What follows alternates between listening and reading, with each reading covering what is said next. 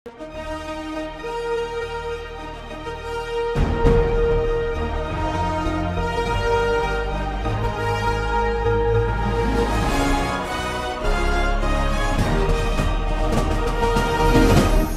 பார்த்து கொண்டிருப்பது உங்கள் ஜாஷ்வா டிவி, சகல ஜனங்களுக்கும் நற்செய்தி. கடைசி காலத்தில் தேவன் தேடும் வாலிபனா நீ? கர்த்தருக்காக எழும்பி பிரகாசிக்க ஆசைப்படுகிறாயா நீ? கடைசி காலத்தில் பாவத்தில் விளைவிக்கும் பிசாசின் தந்திரங்களை அழிக்க ஆயத்தப்படுகிற வாலிபனா நீ? ஜாஷ்வா டிவி மற்றும் தீர்க்க தரிசன சந்ததி சர்வதேச ஊழியங்கள் வழங்கும் தீர்க்க தரிசன சந்ததி நேரம். தரிசனம் தேவை, தெய்வ தரிசனம் தேவை, தேசத்தை சுதந்தரிக்க தரிசனம் தேவை. இந்த நிகழ்ச்சி உங்களுக்கு வழங்குபவர்கள் நாதன் டிம்பர்ஸ் துணை நிறுவனமான நாதன் பர்னிச்சர்ஸ். Praise the Lord. ஆண்டவரும் இரட்சகருமாகிய ஆண்டவராக இயேசுவின் நாமத்தில் தேவ பிள்ளைகள் யாவருக்கும் அன்பின் வாழ்த்துக்கள். எல்லாரும் எப்படி இருக்கிறீங்க? நீங்கள் நல்லா இருப்பீங்கன்னு தெரியும். இருக்கிற இடத்துல கண்களை மூடி ஆண்டவரே நாங்கள் உயர்த்துகிறோம், உடைய பிரசன்னத்திற்காக நாங்கள் நன்றி செலுத்துகிறோம்.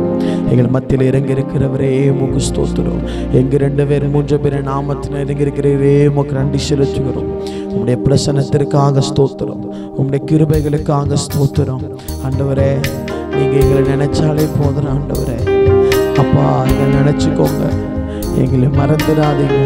ஹல்லேலூயா. தெய்வகுமாரா தெய்வகுமாரா என்ன நினைச்சிடுங்க. தெய்வகுமாரா தெய்வகுமாரா கொஞ்சம் நினைச்சிடுங்க. நீங்க நினைச்சா ஆசீர்வாதம் தான். என்ன மறந்தா எங்கே போவேனா? நீங்க நினைச்சா ஆசீர்வாதம் தான். என்ன மறந்தா எங்கே போவேனா? தெய்வகுமாரா தெய்வகுமாரா என்ன நினைச்சிடுங்க. தெய்வகுமாரா தெய்வகுமாரா கொஞ்சம் நினைச்சிடுங்க. சொல்லுவோம். உம்மை மறந்து வாழ்ந்தவனா அது உமக்கே தெரியும். உம்மை மறுதளித்தவனா இதை உலகே அறியும். உம்மை மறந்து வாழ்ந்தவனா அது உமக்கே தெரியும். உம்மை மறுதளித்தவனா இதை உலகே அறியும். உதவாத எண்ணில் நீர் உறவானி, நீங்க இல்லாமல் என் பொழுது விடியாதே. உதவாத எண்ணில் நீர் உறவானி, நீங்க இல்லாமல் என் பொழுது விடியாதே. நீங்க இல்லாமல் என் பொழுது விடியாது. நீங்க இல்லாமல் என் பொழுது விடியாது. தெய்வகுமாரா என்ன நினைச்சிடுங்க. தெய்வகுமாரா தெய்வகுமாரா கொஞ்சம் நினைச்சிடுங்க. நீங்க நினைச்சா ஆசீர்வாதம் தான். என்ன மறந்தா எங்கே போவேனா? நீங்க ஆமென் ஆசீர்வாதம் தான். என்ன மறந்தா எங்கே போவேனா? தெய்வகுமாரா தெய்வகுமாரா என்ன நினைச்சிடுங்க. அப்பா உலகத்துல நீங்க மாத்துறீங்கள் நினைக்கலன்னு சொன்னா இன்றைக்கோ நாங்கள் மரிச்சு போயிருப்போம். கையில உயர்த்தி சொல்லுவோம். நீங்க நினைச்சா ஆசீர்வாதந்தா. என்ன மறந்தா எங்கே போவேனா? நீங்க நினைச்சா அப்பா ஆசீர்வாதந்தா. என்ன மறந்தா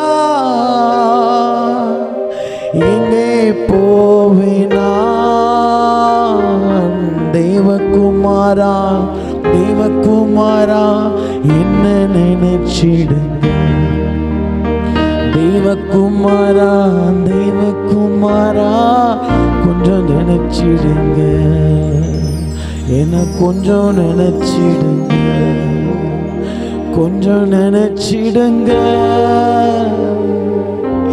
எங்களை கொஞ்சம் நினைச்சுக்கோங்க ஆண்டவரே. நாங்கள் பாவிகள் தான், நாங்கள் துரோகிகள் தான், உம்மை விட்டு தூரம் போகிற மனிதர்கள் தான். ஆனாலும் நாங்கள் உங்களை மறந்தாலும் நீர் எங்களை மறக்கவே இல்லை. நாங்களும் உம்மை விட்டு விலகினாலும் நீர் எங்களை விட்டு விலகவே இல்லை. எங்களோடனே இருக்கிறீர், எனக்குள்ளே இருக்கிறீர், என் மத்தியில் இருக்கிறீர், எங்களை சுற்றிலும் இருக்கிறீர். நீங்க பேசுங்க, நாங்க கேட்கிறோம். இயேசுவின் நாமத்தில் பிதாவே, ஆமென். ஹல்லேலூயா. ஆண்டவரும் இரட்சகருமாகிய ஆண்டவராகிய இயேசு கிறிஸ்துவின் இணையற்ற நாமத்தில் உங்கள் யாவருக்கும் அன்பின் வாழ்த்துக்கள். ஆமென். உங்களை பார்ப்பது ரொம்ப சந்தோஷம், உங்கள் சத்தத்தை கேட்பது ரொம்ப சந்தோஷம். ஆவியானவர் நம்மத்திலே இருக்கிறார். அல்லேலூயா. ஆண்டவர் இந்த மாதம் முழுவதும் நம்மிடத்தில் தன்னுடைய பாரத்தை வெளிப்படுத்துகிறார். ஒரு மனுஷனுக்கு வைராக்கியம் தேவை. பினேகாசுக்கு கர்த்தர் மேலே வைராக்கியம் இருந்தது. தாவீதுக்கு திருச்சபையின் மேல் பக்தி வைராக்கியம் இருந்தது. இயேசுவுக்கு திருச்சபையின் மேல் பக்தி வைராக்கியம் இருந்தது. ஏலி திருச்சபையின் மேல் பக்தி வைராக்கியம் உள்ளவனாயிருந்தார். இந்த 3வது வாரத்தில் கூட ஆண்டவர் நம்ம கூட பேசும்படியாய் பிரசங்கத்தின் ஆதார வசனத்தை திருப்பிக் கொள்ளுவோம். கலாத்தியர் 4:18. நல்ல விஷயத்தில் வைராக்கியம் பாராட்டுவது நல்லதுதான், அதை நான் உங்களிடத்தில் இருக்கும்போது மாத்திரமல்ல எப்பொழுதும் பாராட்ட வேண்டும். நல்ல விஷயத்தில் வைராக்கியம் பாராட்டுவது நல்லதுதான், அதை நான் உன்னிடத்தில் இருக்கும்போது மாத்திரமல்ல எப்போதுமே பாராட்ட வேண்டும். அப்போ ஒரு தெய்வ பிள்ளை இந்த உலகத்துல இருக்கும்போது வைராக்கியம் வேணும். ஆண்டவர் 2 வைராக்கியத்தை கொடுத்து பேசினார். ஒரு மனுஷனுக்குள்ள கண்டிப்பா தெய்வத்திற்கு மேதனருக்கான வைராக்கியம் வேணும். 2வது திருச்சபையை குறித்தான வைராக்கியம் வேணும். எந்த வைராக்கியம் ஒரு மனுஷனுக்குள்ள இருக்கக்கூடாதுன்னு ஆண்டவர் பேசுகிறார். என்னோடு கூட நீங்கள் திருப்பிக் கொள்வீர்கள் என்று சொன்னால் என்னாகமத்தின் புஸ்தகம் 11வது அதிகாரம் வசனம் 25, 26, 27, 28 நீங்க வாசி பார்த்தீங்கன்னா ஆண்டவர் சொல்லுகிறார், மோசே கிட்ட மலையில் மேல இருந்து இறங்கி மேகத்திலிருந்து இறங்கி ஆண்டவர் சொல்லுகிறார், உன்னிடத்தில் இருக்கிற ஆவியை நான் 70 மூப்பர்கள் மேல வைப்பேன், 70 பேர்களும் தீர்க்க தரிசனம் சொல்லுவாங்க அப்படின்னு வசனம் சொல்லுகிறது. எல்லாரும் மோசைக்கு முன்பாய் வந்து நிற்கும் பொழுது எல்லார் மேலும் ஆவியானவர் இறங்கினார். ஆனால் 2 பேர் மோசை கிட்ட வரவே இல்லை.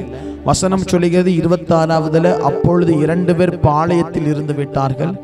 ஒருவன் பெயர் எல்தாத், மற்றவன் பெயர் மேதாத். எல்தாத் மேதாத் பாளையத்தில் இருந்து விட்டார்கள். அவர்கள் பேர் வழியில் எழுதப்பட்டிருந்தும் கூடாரத்திற்கு போக புறப்படாது இருந்தார்கள். வசனம் சொல்கிறது, அவர்கள் மேலும் ஆவி வந்து தங்கினதினால் அவர்கள் பாளையத்திலே தீர்க்க தரிசனம் உரைத்தார்கள்.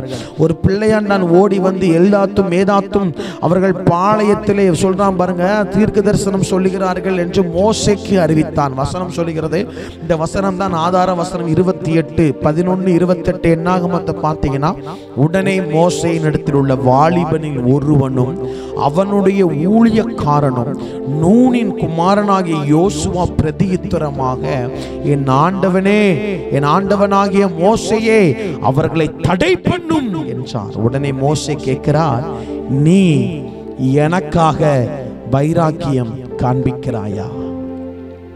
அல்லேலூயா. இப்போ ஆண்டவர் அங்க இருக்கிற மூப்பர்கள் மேலே வல்லமையை ஊற்றுகிறார். அவர்கள் தீர்க்க தரிசனம் சொல்லுகிறார்கள். ஆனால் எல்தாத்தின் பெயரும் மேதாத்தின் பெயரும் அதிலே வைக்கப்பட்டிருந்தும் இவர்கள் பாளையத்திற்கு புறமே நின்று கொண்டிருந்தார்கள். வசனம் சொல்கிறது, மோசேக்கு முன்பாக இருந்தவர்கள் மேலே நிரப்பின அதே தீர்க்க தரிசன அபிஷேகம் பாளையத்திற்கு புறமாய் கூடாரத்திற்குள்ளே புறப்படாமல் இருந்த எல்தாத்து மேதும் மேதாத் மேலும் வந்து இறங்கினபடி ஆனபடியினால் அவர்கள் பாளையத்திலே தீர்க்க தரிசனம் சொல்லிக் கொண்டிருக்கிறார்கள். இவர்கள் பாளையத்திலே தீர்க்க தரிசனத்தை சொல்லுகிறது கேட்டவுடனே ஒரு பிள்ளையான வந்து மோசே கிட்ட வந்து, மோசே 2 பேர் அங்கே தீர்க்க தரிசனம் சொல்லுகிறார்கள் என்று சொன்ன உடனே வசனம் சொல்லுகிறது, மோசேயின் வாலிபர்களில் ஒருவனும் மோசேயின் ஊழியக்காரனும் நூனின் குமாரனாகிய யோசுவா எழுந்து அதை தடை பண்ணும் என்றான்.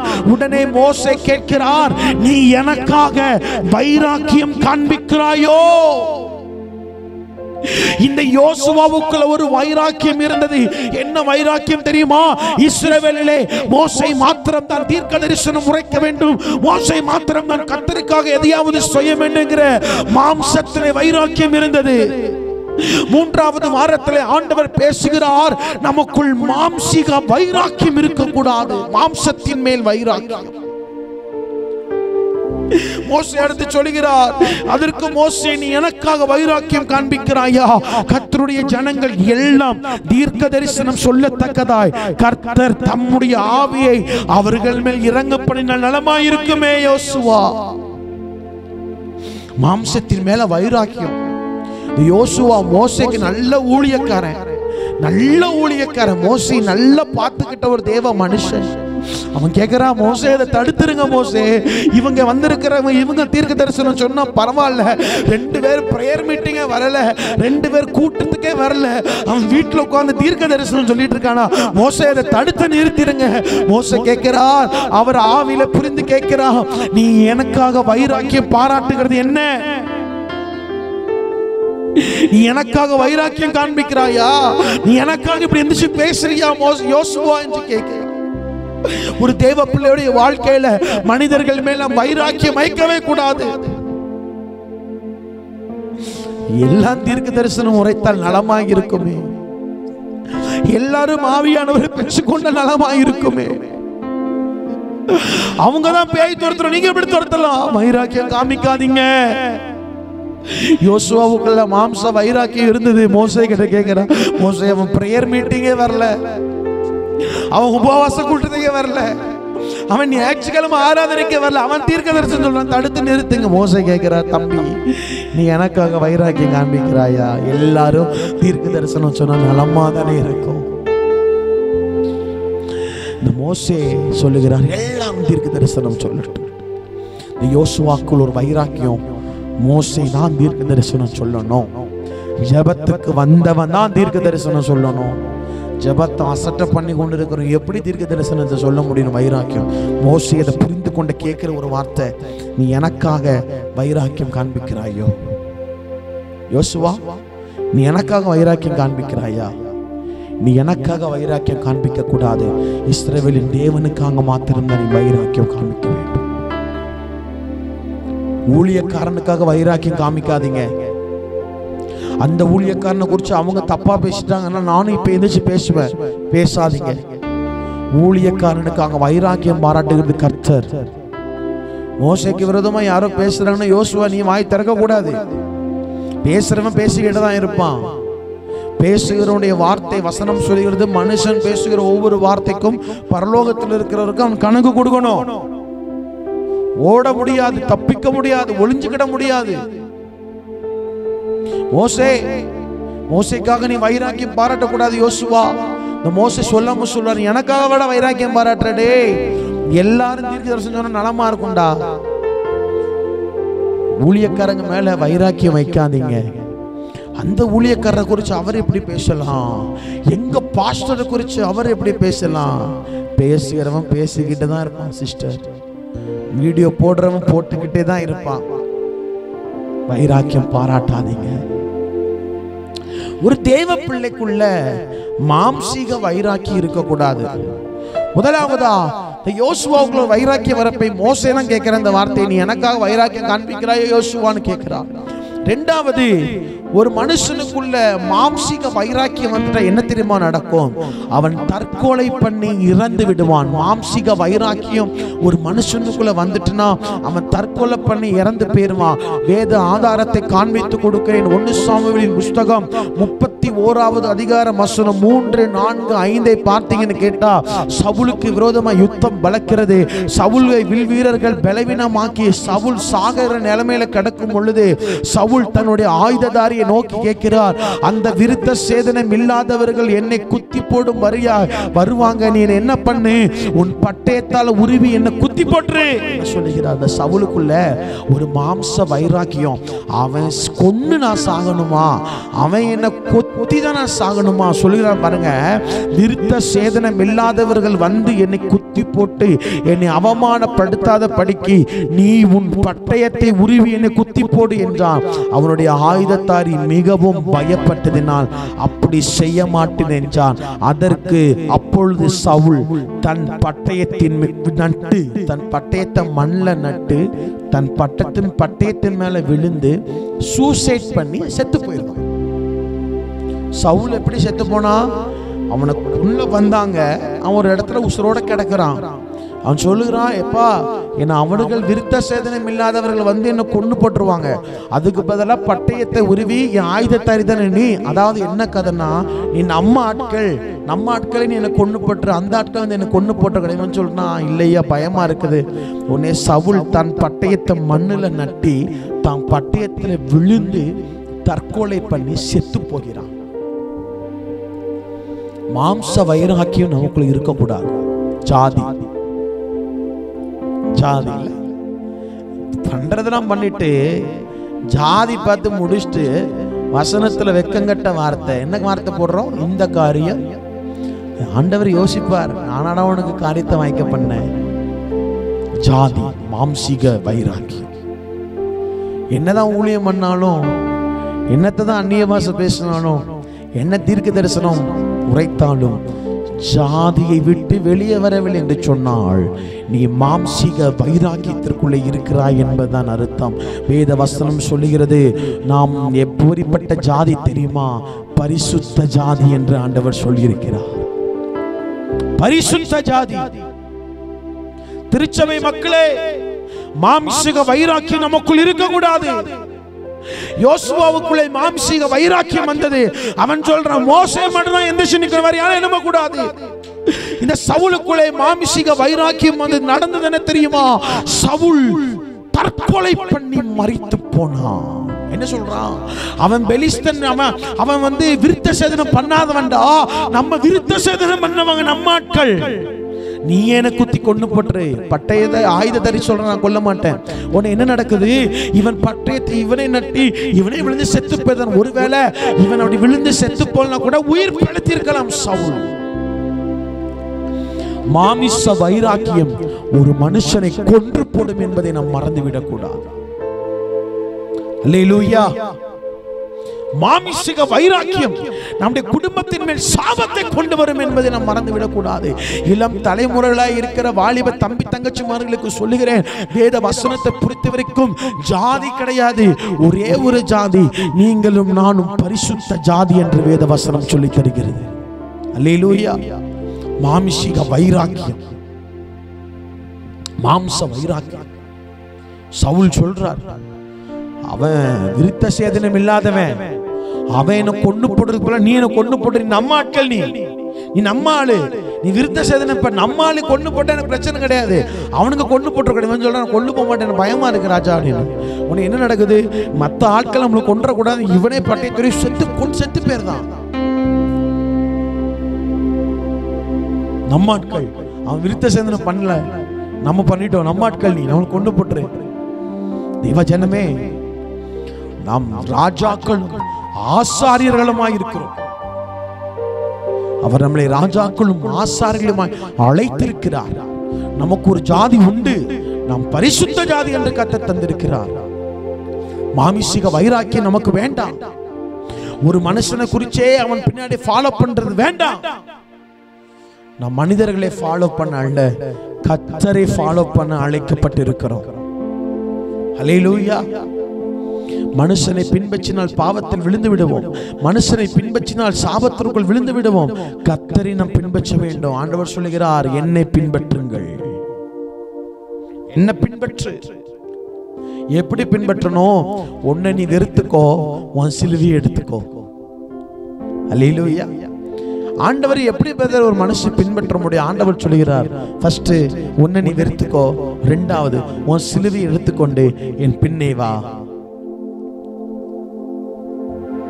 மாமிசீக வைராக்கியம் நமக்குள் இருக்கக்கூடாது. நீங்க வீட்டில் இருக்கும்போது நேரா அந்த வாசிப்பானுங்க.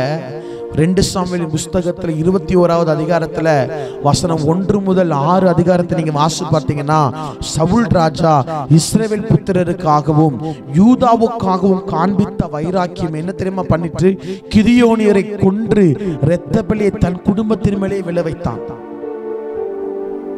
நீங்க இந்த 2 சாமுவேல் 21வது அதிகாரம் 1 முதல் 6 வசனத்தை நீங்க வாசிக்கணும். மனுஷன் மேல உள்ள வைராக்கியம் இரத்த பலியையும் பஞ்சத்தையும் தேசத்துல கொண்டு வந்துட்டு. சவுல் ராஜா மாம்சத்துல வைராக்கியம் உள்ளவர். அவன் இஸ்ரவேலுக்காக யூதாவுக்காக காண்பித்த வைராக்கியத்தினால கிதியோனியரை கொன்றான். இரத்த பலி தன் குடும்பத்தின் மேல, தன்னுடைய பிள்ளை மேல, தன்னுடைய பிள்ளைகள் மேல, தன்னுடைய ஆட்சி காலத்துல தேசத்துல விட்டு போன மக்கள் மேல வந்துட்டு, நமக்குள்ள மாமிச வைராக்கியம் இருக்கக்கூடாது. நமக்குள்ள மாமிசிக வைராக்கியம் இருக்கக்கூடாது.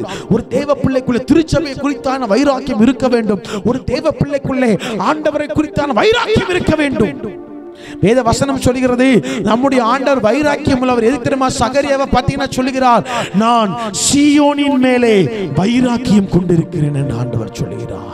நாம் ஆராதிக்கிற தேவன் வைராக்கியம் உள்ளவர். நாம் ஆராதிக்கிற தேவன் தம்முடைய ஜனங்கள் மேலே அவர் வைராக்கியத்தை காண்பிக்கிற தேவன். தேவ ஜனமே, நாமும் கர்த்தருக்காக யுத்த களத்திலே வைராக்கியமாய் நிற்க வேண்டும் என்பதை நாம் மறந்துவிடக் கூடாது.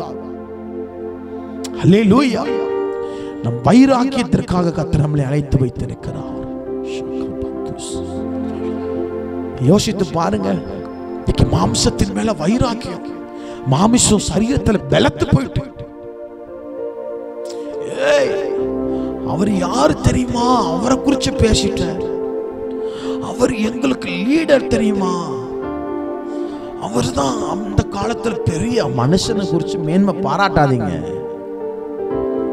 மேன்மை பாராட்டாதீங்க. சர்ச்சுக்குள்ளே உட்கார்ந்துட்டு கட்சி மாம்ச வைராக்கியம் வேண்டாம். வேண்டாம் சிஸ்டர், வேண்டாம் பிரதர். ஆண்டவர் வெறுக்கிறார் இதை. மாம்ச வைராக்கியம். சவுல் தற்கொலை பண்ணி செத்து போனான். இஸ்ரவேலுக்காகவும் யூதாவுக்காகவும் கிதியோனியரை கொன்று போட்டான் சவுல். நடந்தது என்ன? இரத்த பலியும் பஞ்சமும் அவனுடைய பிள்ளைகள் மேலே விழுந்தது. கர்த்தருடைய ஆவியானவர் பேசுகிறார், என் மகளே, இந்த சத்தத்தை கேட்டுக்கொண்டிருக்கிற என் மகனே, உனக்குள்ள மாம்ச வைராக்கியம் வேண்டாம். உனக்குள்ள நம்ம ஆட்கள், நம்ம ஜாதிங்கிற வைராக்கியம் வேண்டாம். நம்மெல்லாம் ஒரே ஒரு ஜாதி, பரிசுத்த ஜாதி. நம்மெல்லாம் ஒரே ஒரு ஜாதி, பரிசுத்த ஜாதி. தயவு செஞ்சு பிள்ளைகளுக்கு ஜாதியை காமிச்சு கொடுக்காதீங்க. தயவு செஞ்சு பிள்ளைகளுக்கு நன்மைகளை காண்பிச்சு கொடுங்க, இரக்கத்தை காண்பிச்சு கொடுங்க, உருக்கத்தை காமிச்சு கொடுங்க. வாலிப தலைமுறை நம்ம தான். இனி ஜாதி கிடையாது. ஆண்டவர் சொல்லிக்க, நீ நானும் பரிசுத்த ஜாதி.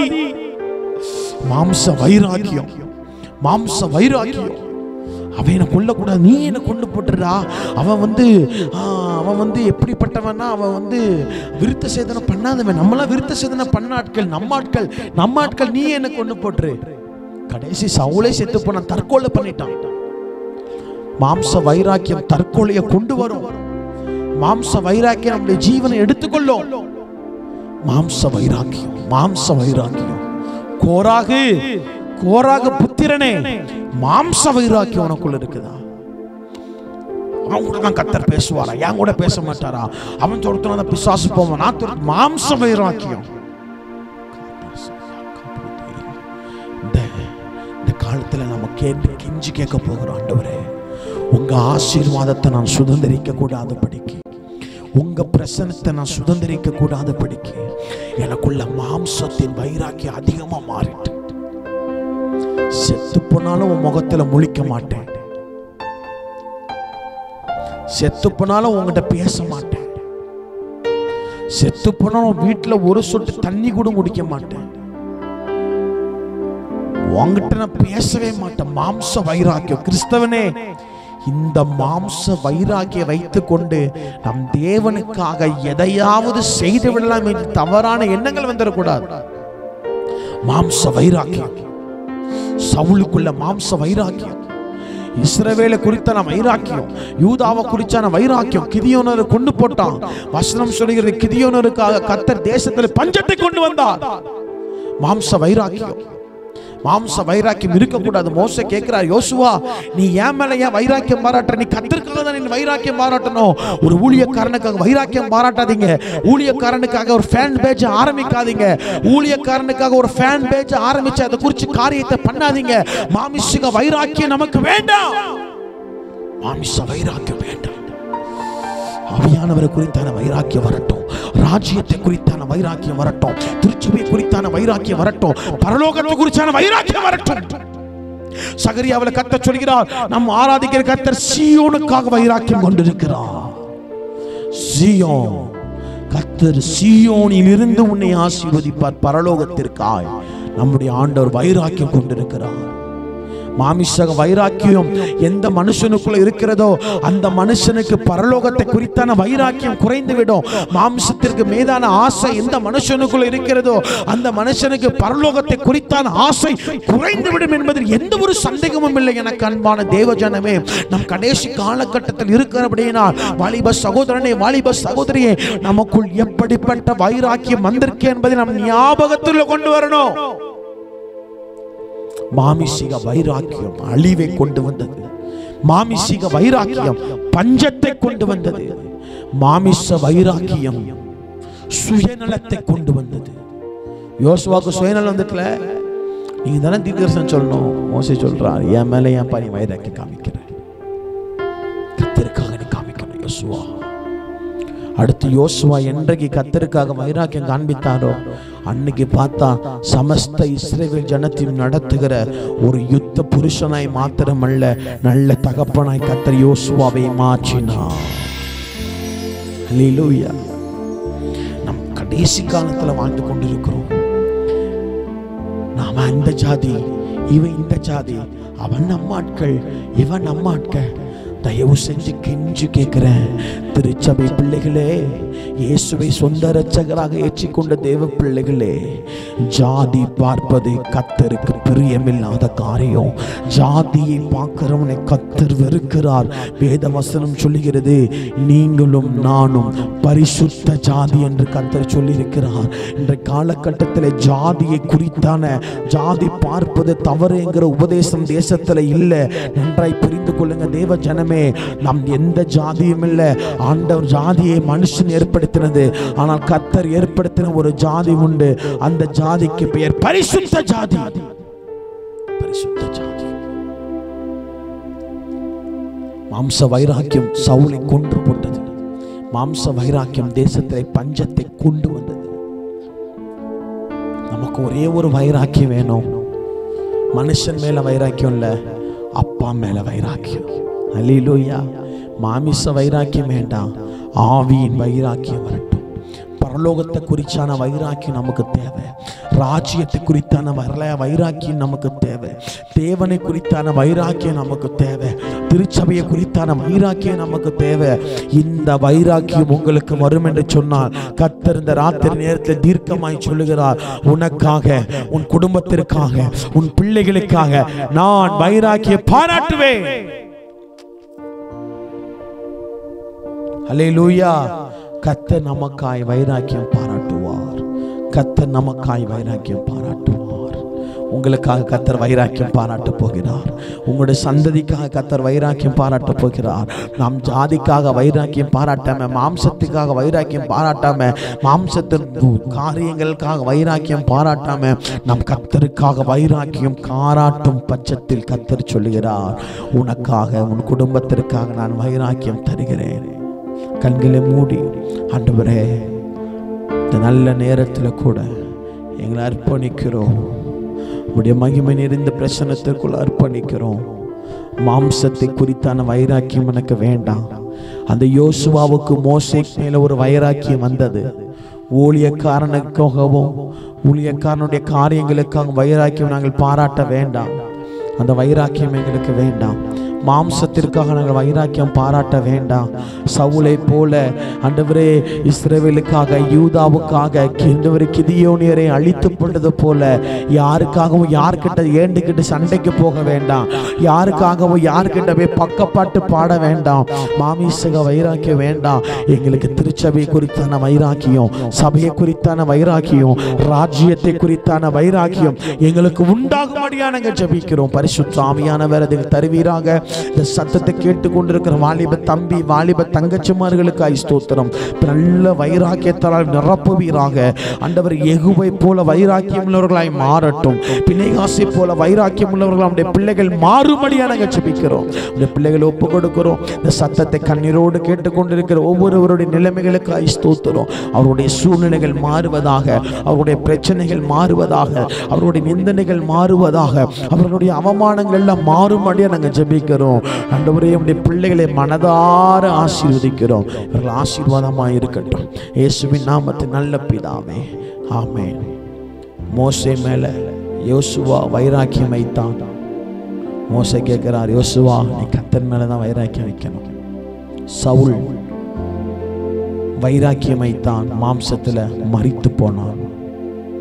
சவுல் இஸ்ரவேலுக்காக யூதாவுக்காக கிதியோனியரை கொன்று போட்டான்.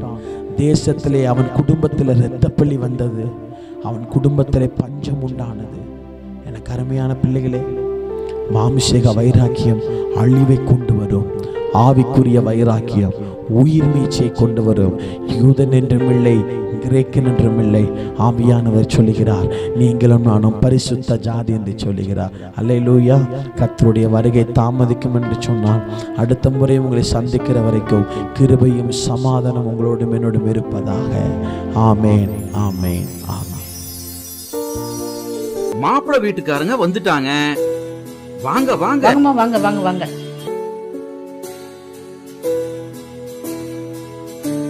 வணக்கம்மா. உட்காருங்க.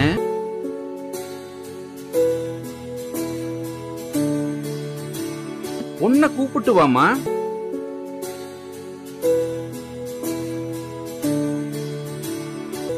உன்னை பிடிச்சிருக்கா? உன்னை பிடிச்சிருக்குது.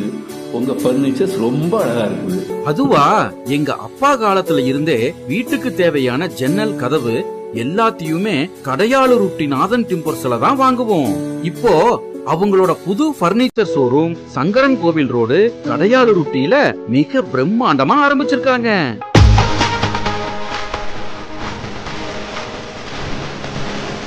அவங்க கிட்ட நம்ம வீட்டுக்கு தேவையான model furnitures, wood furnitures, dining table, office chair, மர பீரோல், மரக்கட்டில், மெத்தை, அதுபோக எலக்ட்ரானிக்ஸ் பொருட்கள் அனைத்தும் ஒரே இடத்துல இப்போ கிடைக்குது. கல்யாணத்துக்கு தேவையான அனைத்து சீர்வரிசை பொருட்களும் ஒரே இடத்துல வாங்கிக்கலாம். இங்க இல்லன்னு எதுவுமே இல்ல. நியாயமான விலை, கலைநயம் மிகுந்த வேலைப்பாடு, தரமான பொருட்கள். என் பொண்ணு கல்யாணத்துக்கு அங்கதான் சீர்வரிசை வாங்க போறேன். அது என்ன, உங்க வீட்டு பொண்ணு நம்ம வீட்டு பொண்ணு, நம்ம எல்லாரும் சேர்ந்து குடும்பத்தோட போய் எடுப்போம். வாங்க, குடும்பத்தோட போகலாம். நாதன் டிம்பர்ஸ் துணை நிறுவனமான நாதன் பர்னிச்சர்ஸ், சங்கரன் கோவில் மெயின் ரோடு, கடையாளூர்.